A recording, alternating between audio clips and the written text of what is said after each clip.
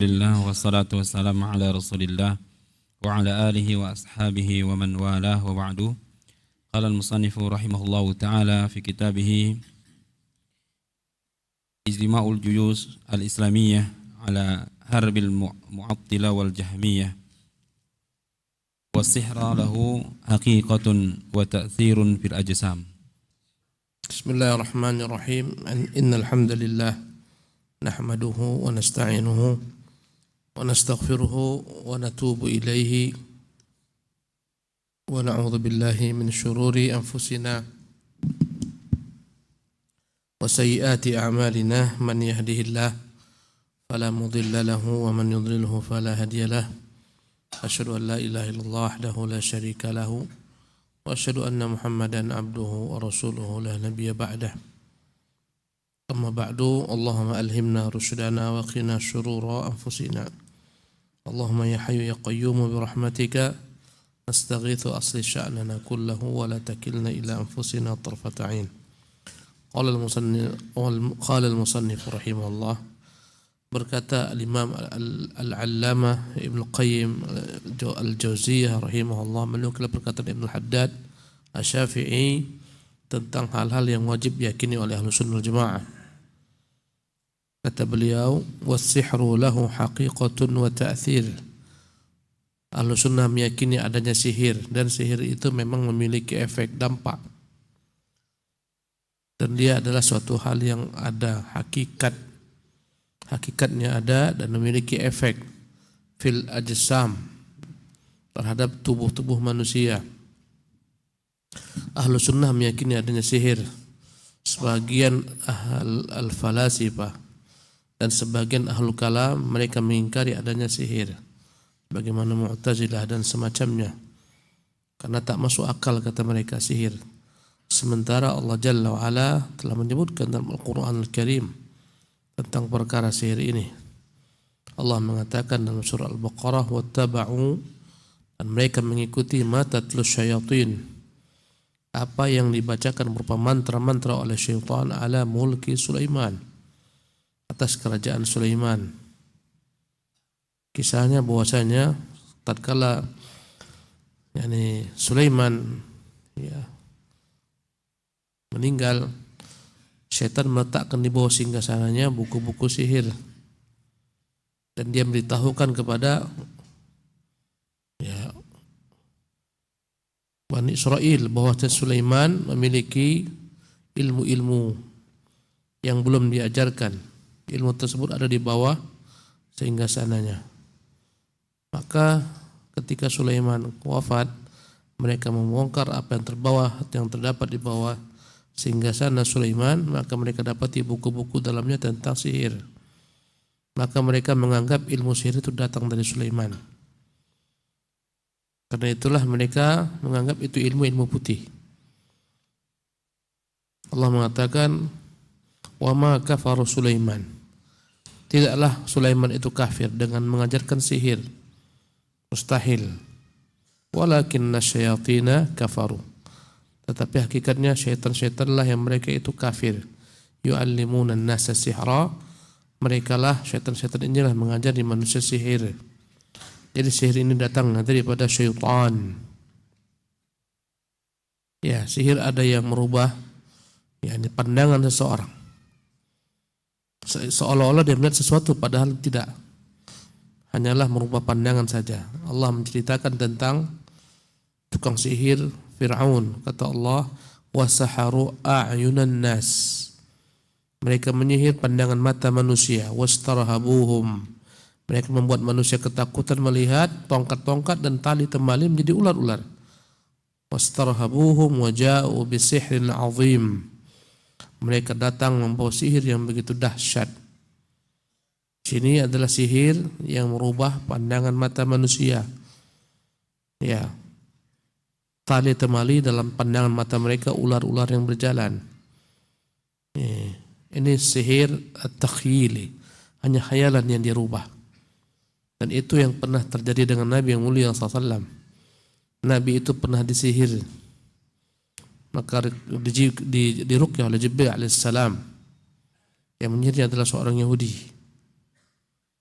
Nabi SAW seolah-olah melakukan sesuatu terhadap istri-istrinya padahal tidak ada melakukan apapun juga.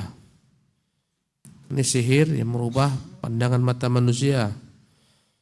Ada sihir yang memisahkan antara manusia yang satu dengan lain. Namanya dalam bahasa Arab as-sarfu.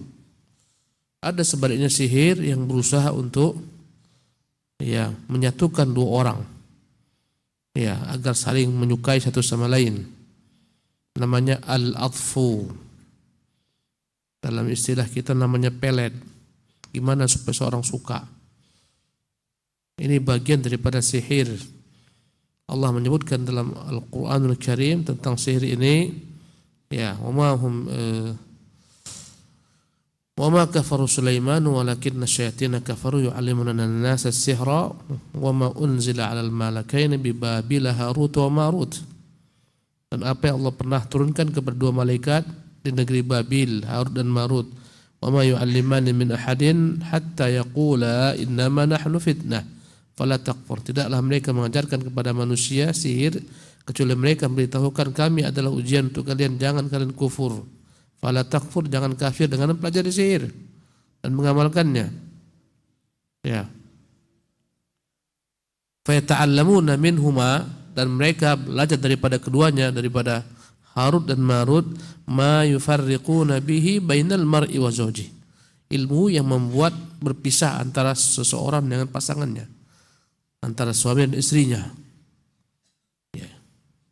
Sang suami melihat istrinya bagaikan hantu, atau sebaliknya istri melihat suaminya bagaikan hantu. Tak ada kenyamanan, mereka tak dapat disatukan. Ini efek daripada sihir. Wa ma hum bidarrina min ahadin illa biidznillah. Ahlus sunnah pun meyakini sihir ini tidak akan memiliki efek kecuali dengan kehendak Allah, dengan izin Allah. Illa biidznillah. Kehendak yang mana? Kehendak yang syar'iyah atau kauniyah? Kehendak kauniyah. Kalau tidak Allah izinkan tak jadi. Dan ini perkara yang tidak disukai Allah SWT. Ahlus sunnah meyakini sihir itu adalah kekufuran, mengamalkannya kufur, dan jumhur mengatakan mempelajarinya pun kufur. Sebagaimana kata Allah di atas lisan malaikat Harut dan Marut, fala takfur, jangan kalian kafir dengan mempelajarinya. Kadang-kadang sihir bisa merusak tubuh manusia. Macam-macam diperbuat orang-orang yang melakukan ilmu sihir ini. Dan billah, kita harus meyakini itu ada. Dan dalam Islam Allah Jalla wa'ala mengajarkan terapi-terapi dalam menghadapi orang yang terkena sihir, atau bagaimana agar orang terlindung daripada sihir. Di antaranya adalah mengamalkan zikir-zikir yang datang dari Rasulullah sallallahu alaihi wasallam. Setiap lepas salat baca ayat kursi, al-ikhlas, al-falaq, an-nas, dibaca sekali-sekali, kecuali ba'da asar dan ba'da subuh dibaca 3 kali. Kemudian zikir pagi, kemudian zikir sore, zikir mau tidur. Zikir akan menghalangi orang daripada sihir. Ini tindakan preventif sebelum terjadi. Mau masuk rumah baca bismillah, mau pakaian baca bismillah, keluar rumah baca bismillah, tawakkaltu 'ala Allah. Ini adalah benteng yang akan bentengi orang daripada sihir. Bila mana qadar Allah telah terjadi, maka hendaklah dia berupaya menghilangkannya dengan meruqyah. Ruqyah yang syar'iyah, ruqyah yang diajarkan dalam syariat, dengan membacakan pada dirinya Quran. Al-Fatihah diulang-ulangi, ayat kursi, al-ikhlas, al-falaq, an-nas, ayat-ayat yang berkaitan dengan sihir. Tentang kisah tukang sihir tukang sihir Fir'aun, baca ayat semacam itu. Apabila didapati di mana tempat sarana yang dengannya orang menyihir, kadang-kadang macam-macam sarananya. Kadang-kadang rambut seorang yang disihir, atau pakaiannya, atau macam-macam yang berhubungan dengannya, fotonya dimasukkan, kemudian macam-macam. Diletakkan padanya paku, kain putih dan segala macam sana-sana sihir. Jika dapat maka diambil, dibuang, dibakar, dimusnahkan, akan batallah sihirnya. Kadang-kadang sihir dalam tubuh manusia, di mana yang terasa sakit disitulah dibacakan ayat-ayat Allah Subhanahu Wa Taala berulang-ulang. Atau mengambil 7 lembar daun bidara, masukkan ke dalam air setelah ditumbuk, dibacakan padanya ayat, dibacakan padanya Fatihah, dibacakan pada ayat kursi, kemudian diminum atau dimandikan dengannya. Ini terapi-terapi dalam perkara sihir. Ya, mempelajarinya kufur, mengamalkannya kufur, mempraktekannya kufur, bahkan mendatanginya pun terancam. Ya, orang yang datang kepada tukang sihir sekarang tak ada namanya tukang sihir, yang ada namanya paranormal. Ya, paranormal atau orang pintar. Mendatanginya tak diterima sholatnya 40 hari. Meyakininya dianggap kufur dengan apa yang diturunkan kepada Muhammad sallallahu alaihi wasallam. Naam, tafadhal. Ahsanallahu ilaikum. Wa mas'alat munkarin wa nakirin wa musa'alatu munkarin wa nakirin haqqun. Naam. Thumma wa fitnatul qabri haqqun wa na'imahu haqqun wa 'adabahu haqqun wal ba'tsa ba'dal mauti haqqun. Semoga. Berkata Ibnu Haddad rahimahullah, di antara yang wajib diyakini oleh Ahlus Sunnah, ya, kata beliau, wa musa'alata munkarin wa nakirin haqqun. Pertanyaan munkar dan nakir itu adalah hak adanya. Terdapat dalam hadis-hadis yang banyak, di antaranya dalam hadis Bara bin Azib, Imam Ahmad mengeluarkannya, Abu Daud, bahwasanya jenazah itu bila mana telah diletakkan dalam kuburnya, berpaling keluarga-keluarganya, sungguh dia mendengar telapak sandal mereka, datanglah 2 malaikat yang mendudukkannya dalam alam kuburnya. Bedakan antara kubur dan alam kubur. Setiap orang yang mati pasti masuk ke dalam alam kubur, tapi tak semua orang itu dikubur. Ada yang jasadnya hancur karena terbakar, ya, tercincang-cincang, ya, terpotong-potong dimakan ikan dan semacamnya. Boleh jasad terbakar, boleh jasad itu terputus-putus, ya, boleh dia tak dikubur, tapi semuanya pasti akan masuk ke dalam alam kubur, alam barzakh. Barzakh maknanya adalah dinding pembatas. Disebut alam barzakh karena dia pembatas antara alam dunia dan alam akhirat, dia tengah-tengahnya. Ya, wa bainahuma barzakhun, antara keduanya ada barzakh. Ila yaumi yub'atsun, sampai hari mereka dibangkitkan. Ya. Fayuqidanihi, kata Rasulullah, fayatihi malakani aswadani azraqan, datanglah kepadanya malaikat aswadani azraqan, dua-duanya hitam, dua-duanya biru. Wallahu alam bagaimana birunya, bagaimana hitamnya, kalau mau tahu tunggulah masanya. Semua akan lihat, jumpa. Yuqidanihi, mendudukkan jenazah tersebut dalam alam kuburnya. Yas'alanihi, keduanya bertanya kepadanya. Man, yang ditanyakan adalah man rabbuka, siapakah Tuhanmu? Andai kata dia mukmin, maka dia akan mengatakan Rabbi Allah. Andai kata dia orang kafir, mengatakan la adri, saya tak tahu. Orang-orang munafik akan mengatakan sami'tun nasa yaquluna syai'an faqultuhu. Kau dengar orang berkata sesuatu, aku pun ikut. Itu orang munafik. Orang kafir mengatakan la adri, saya tak tahu. Datanglah pertanyaan kedua. Ya, man rabbuka? Man hadzal ladzi bu'itsa ilaika? Siapa nabi yang pernah dikirim kepadamu? Andai kata dia tak pernah mau tahu tentang nabi yang diutus Muhammad SAW, tak mau tahu tentang sunnahnya, agamanya, syariatnya, tak open dia, tak ada hubungan bagiku dengan dia, tak pernah mau belajar sunnah, apalagi untuk mengikutinya. Yang diikutinya adalah hawa nafsunya, yang diikutinya adalah orang banyak, apa yang dibuat orang banyak, ya, ikut-ikutan belaga, Bukan Nabi dijadikan panduan. Yang dijadikan panduan adalah selain Nabi yang mulia SAW. Maka orang mukmin akan mengatakan huwa Rasulullah. Itu Rasulullah. Kalau bukan mukmin maka mengatakan kembali kafir, la adri, saya tak tahu. Orang munafik kembali mengatakan sami'tun nas yaqulun syai'an. Kau dengar orang berkata sesuatu, faqultu, aku pun ikut. Ditanyakan pertanyaan yang ketiga, wa ma ilmuka? Apa ilmumu? Orang mukmin mengatakan ilmiyal Quran. Ilmuku adalah Quran. Karena hakikat ilmu adalah Quran. Dalamnya ada perintah, dalamnya ada larangan, dalamnya ada berita tentang Allah, namanya, sifatnya, perbuatannya, tentang wali-walinya, bagaimana Allah menangkan mereka, Allah tolong mereka, tentang musuh-musuhnya, bagaimana Allah binasakan mereka. Maka dia menjawab ilmuku Quran. Ya. Adapun orang kafir kembali mengatakan la adri. Saya tak tahu. Orang munafik kembali mengatakan sami'tun nasa yaquluna syai'an faqultuhu. Ku dengar orang berkata ini, aku pun ikut. Ya. Adapun orang mukmin fayuftahu lahu babun ila jannah. Dibukakanlah baginya pintu menuju surga.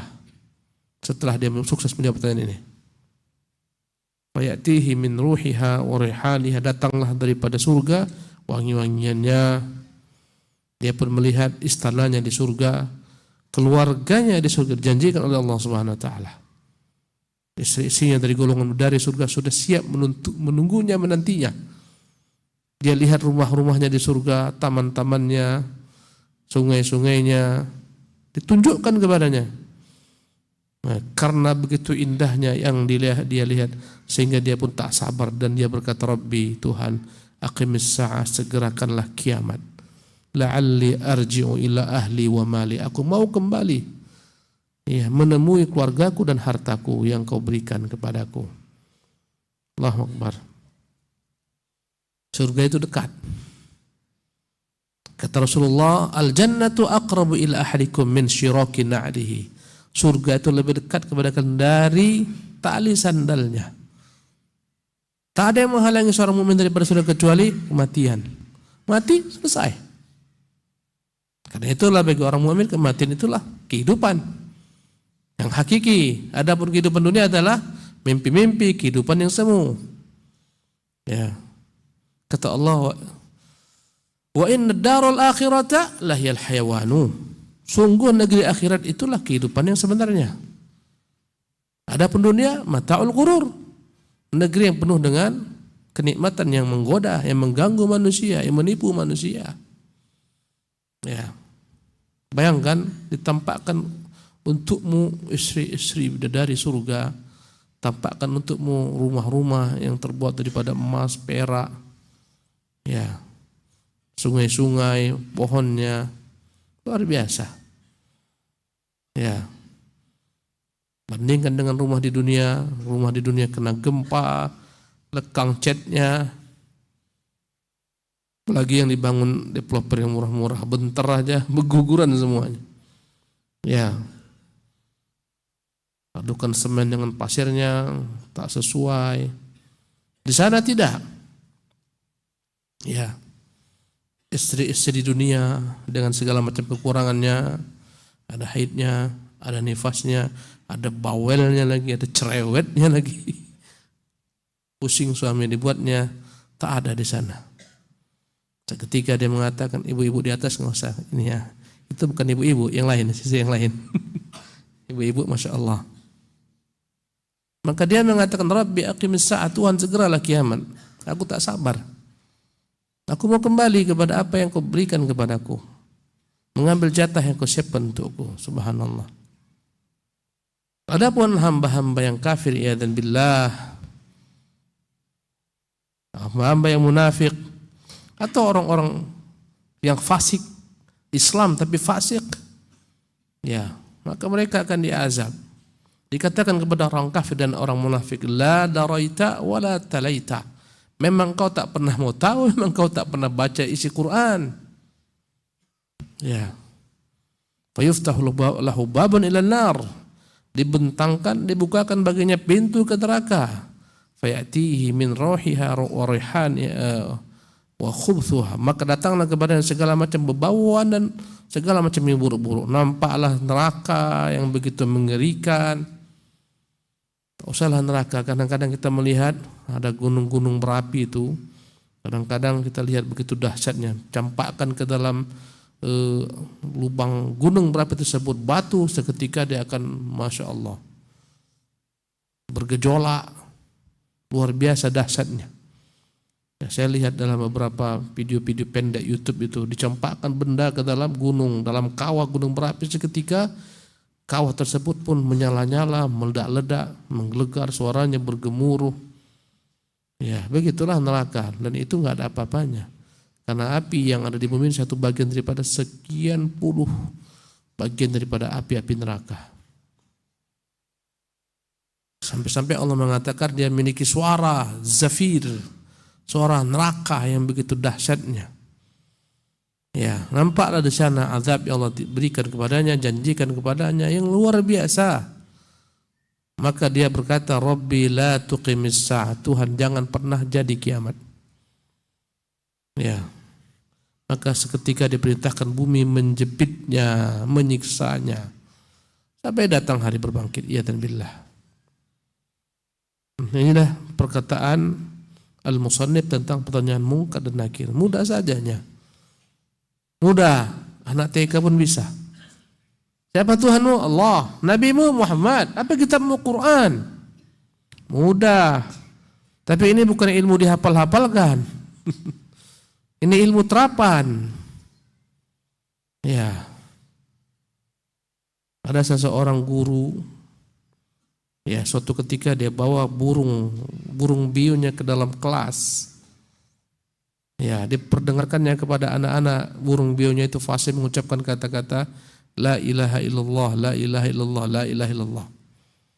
Ya, suatu ketika sang guru datang dalam keadaan murung wajahnya. Murid-murid bertanya, mengapa wahai guru Anda murung, terlihat sedih? Dia katakan, burung bioku mati.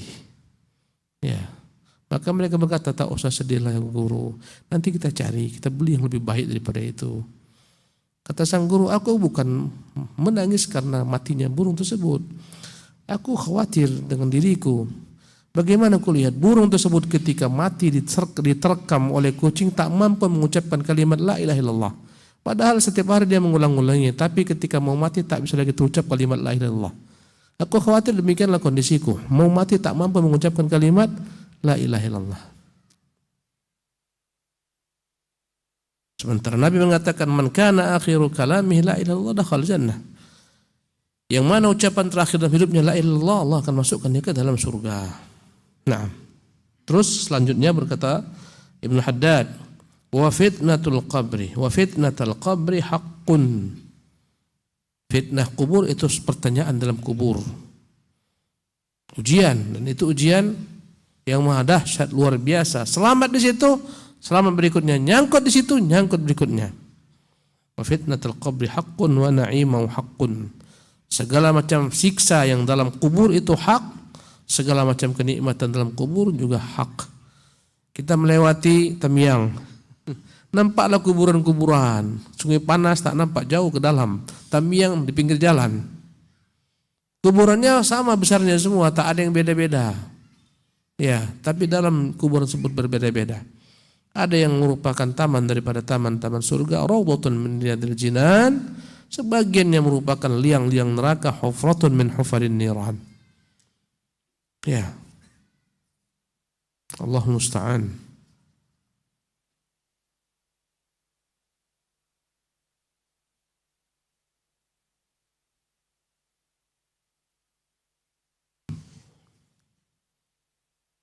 Wa adzabahu haqqun, azab kubur itu hak. Nabi melewati dua kuburan.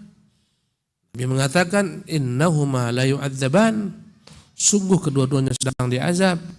Wa ma yu'adzabani fi kabir, tidaklah keduanya diazab karena perkara besar. Maksudnya bagi manusia, dipandang manusia remeh, temeh, kecil. Wa ma yu'adzabani fi kabir, ala innahu kabir, walaupun sebenarnya hakikatnya dia merupakan perkara besar. Orang menganggapnya remeh tapi dia besar di sisi Allah Subhanahu wa taala. Wa amma ahaduhuma, adapun yang pertama daripada dua kubur ini, fakana la yastabri'u min baulih. Yang pertama dialah orang yang kencing tapi tidak cebok. Banyak enggak orang kencing tak cebok? Banyak, luar biasa. Makanya kita harus biasakan anak-anak kita sejak kecil istinja, kencing istinja, jangan biarkan. Kadang-kadang orang tua tak mendidik anaknya. Pagi hari bawa ke depan rumah, ke paret, laki-laki kencing di paret, tak ada cebok, latih dia. Paling banyak adab kubur gara-gara tidak cebok. Ada yang lebih halus daripada cebok, bahasanya istinja. Ya. Fakana la yastabri'u min baulih. Ya, kadang-kadang supir-supir itu dibuka karena sedikit pintu mobil taksinya, dah hantamnya situ. Ada cebok-cebok. Allahu Akbar. Islam tidak demikian. Bersih. Bahkan Nabi mengajarkan tak ada air, batu. Istijmar namanya. Ya. Pengganti batu, tisu. Harus bersihkan. Ya. Wa ammal akharu, adapun yang lain, yang kedua, fakana yamshi bil ghibah. Dahulu di dunia kalau dia jalan kemana-mana menggibahi orang, menyebutkan keburukan orang, kekurangan orang. Ini yang paling banyak membuat orang tersiksa di kubur gara-gara ghibah. Dan alangkah sulitnya lepas daripada ghibah, sulit. Ya. Kecuali kita mampu meninggalkan manusia dengan segala macam ghibah mereka. Kadang-kadang tak sadar duduk, awalnya ngomong-ngomong biasa, tiba-tiba si fulan kawin lagi loh. Udah. Aku tengok istrinya dicuekinya. Nah, udah mulailah dia itu dah. Bahaya, memang kumpul-kumpul itu boleh sesekali. Banyak-banyak kumpul kau memperbanyak dosa. Karena itulah di antara hal yang membuat hati itu rusak adalah fudulul mukhalatah. Banyak kali sama manusia bergaul. Secukupnya, ambil bagian tertentu dengan manusia. Kumpul-kumpul, ya kan? Kopdar, jangan sering-sering kopdar. Kopi darat. Ya, sesuai hajat. Sebentar dah pulang. Sering kumpul ada aja lah itu. Paling-paling omongannya kalau enggak ghibah, ta'adud. Itu aja omongannya. Ta'adud. Ya, prakteknya tak juga. Omongannya aja. Ya. Fudulul mukhalatah. Perusak hati diantaranya adalah fudulul mukhalatah. Banyak bercampur dengan manusia. Fudulun nazar, banyak kali memandang. Ya, apalagi media-media dia datang kita di perangkat banget, jangan banyak kali bongkar-bongkar, sesuai hajatmu aja. Udah kok. Jangan banyak kali mau tahu. Ini merusak hati nih, fudulun nazar. Fudulul mukhalatah, fudulun nazar. Ini merusak hal-hal yang dapat merusak hati. Bagaimana supaya terlepas daripada ghibah? Jangan banyak kali bergaul dengan manusia. Tak usah duduk di kedai-kedai, ngobrol, ngalor ngidul, timur barat. Kalau kebutuh duduk sesaat, bubar. Jangan panjang-panjang. Ya, kita melihat bagaimana salaf begitu peduli dengan waktunya. Ya, ada seseorang yang diajak sama kawan yang ngobrol. Kalau kau bisa matahari kau tahan, aku oke, kulayan itu. Mereka lebih bakhil dengan waktu mereka daripada bakhilnya kita dengan harta-harta kita. Kita kalau harta bakhil, tapi waktu, mari kita killing our time, kita bunuh waktu kita, sia-sia. Banyak sia-sia. Ya. Hindari ghibah. Bagaimana caranya? Jangan banyak duduk di majlis-majlis manusia yang suka ghibah. Berat, kadang-kadang berat. Ada saja peluang masuk ke sana. Sungguh berat, padahal dia merupakan dosa yang disepelekan manusia, menjadi penyebab paling banyak orang diazab di kubur gara-gara ghibah. Wa kana al-akharu yamshi bil ghibah, yang lain jalan kemana-mana menghibah. Dalam riwayat lainnya, wa kana al-akharu yamshi bin namimah.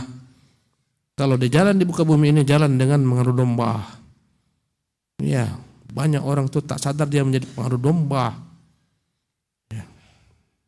Gak sadar dia itu mengadu domba. Ya. Macam-macam caranya dia mengadu domba.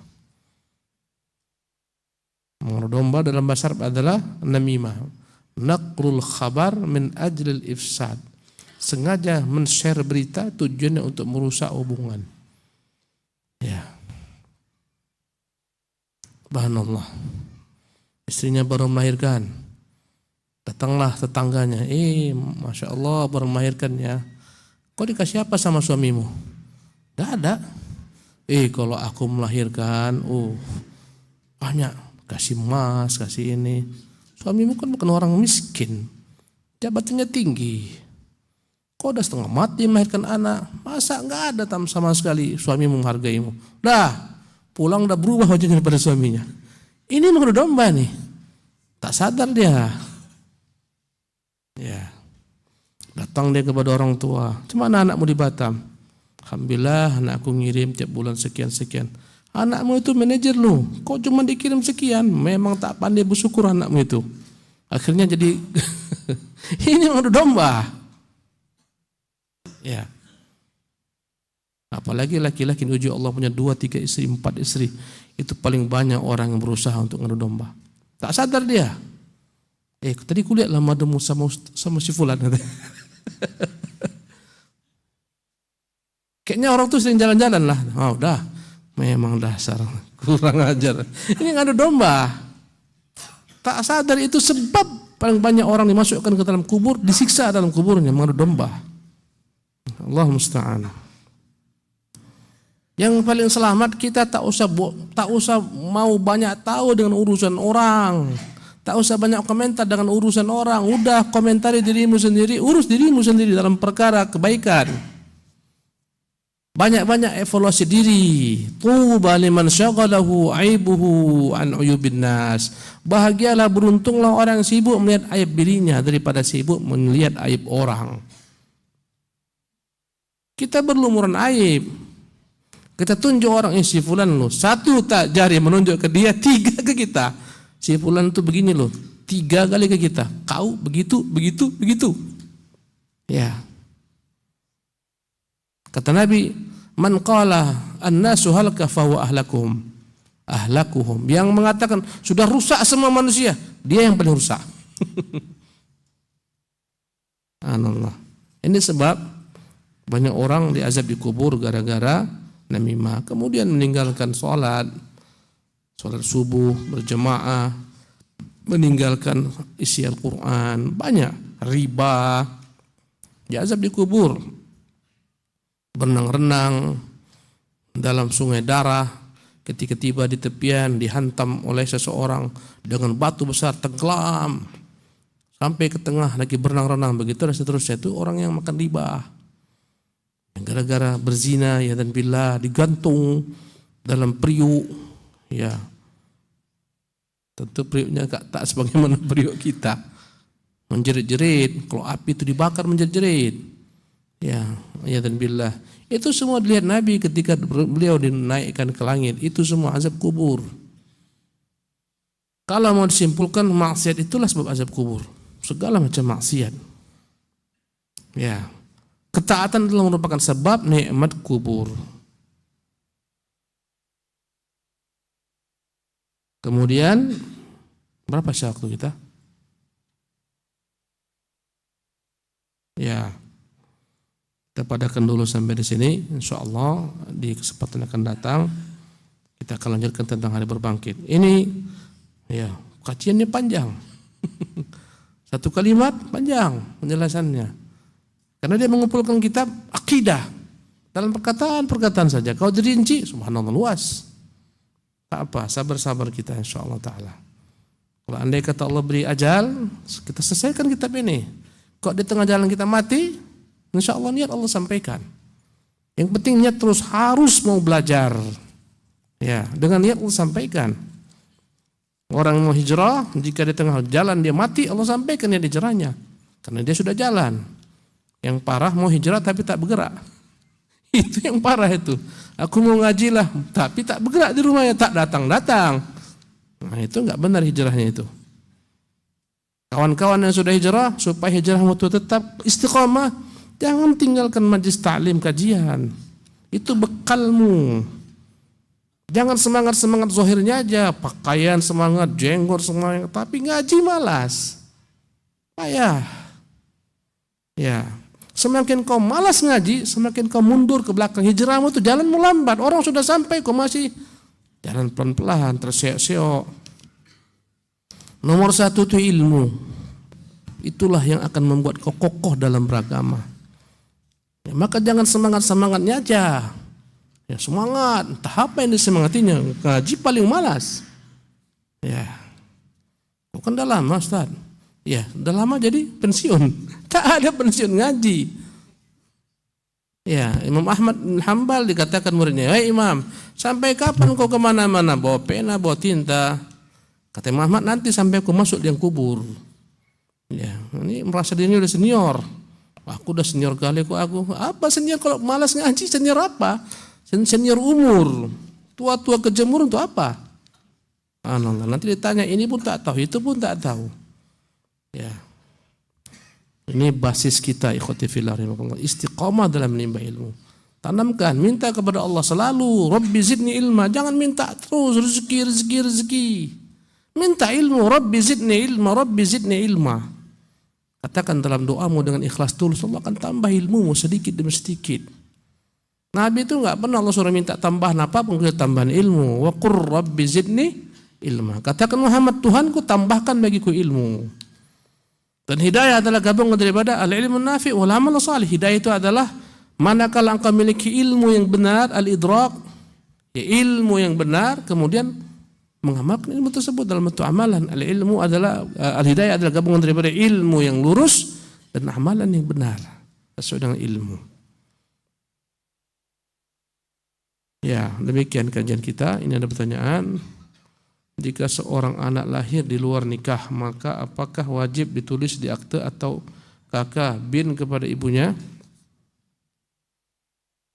Ya, seharusnya anak di luar nikah memang tak dinisbatkan kepada sang ayah. Tapi itu aib besar bagi orang. Karena itulah biasanya mereka tutupi, tetap mereka disebutkan. Padahal dia bukan anaknya secara syar'i, itu hanyalah anak biologisnya saja. Ya, anak biologisnya saja. Itu anak daripada spermanya, tapi bukan pada tempat yang halal, tempatnya haram. Ya, karena itulah tak dinasabkan kepada sang ayah. Kata Nabi, al-waladu lil firash. Ibu itu disebutkan anak itu, anak zina dinisbatkan kepada al-firash, kepada sang ibu. Walil ahiril hajar, bagi laki-laki yang menzinahinya tak ada apapun juga, batu baginya. Tak ada. Ya. Yang lebih runyam lagi adalah manakala anak zina ini perempuan ini runyam sekali. Karena dia tak bisa menjadi wali dan begitu malunya. Nanti ketika anak ini besar mau menikah, subhanallah malu dia mengatakan aibnya. Dinikahkannya juga anak itu padahal dia bukan wali yang hak, yang boleh, yang benar. Berarti pernikahannya tanpa wali, pernikahan tanpa wali batil. Dia tahu musibah. Seharusnya yang menikahkannya adalah hakim. Fasultan waliyyu man la waliya lahu. Penguasa yang menjadi wali bagi yang tak punya wali. Anak perempuan ini enggak punya wali loh. Allahu Akbar. Tak punya wali. Kasihan. Dampak daripada zina. Orang tak memikirkan ketika mau berzina. Setelah berzina baru dia pusing. Akhirnya ditabraknya. Banyak melanggar. Tak peduli dia nikahkan putrinya. Padahal dia bukan putrinya. Itu hanyalah merupakan putri biologisnya. Bukan putri yang syar'i. Kan luar pernikahan. Musibah. Ya. Yang dia memang tak dinisbatkan kepada sang ayah. Dinisbatkan kepada ibu.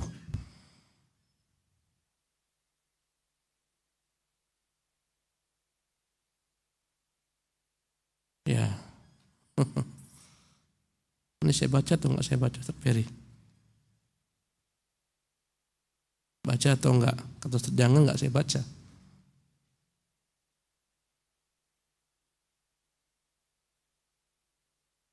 Udah.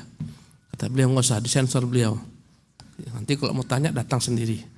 Subhanakallah bihamdik, asyhadu an la ilaha illa anta, astaghfiruka wa atubu ilaik. Assalamualaikum warahmatullahi wabarakatuh.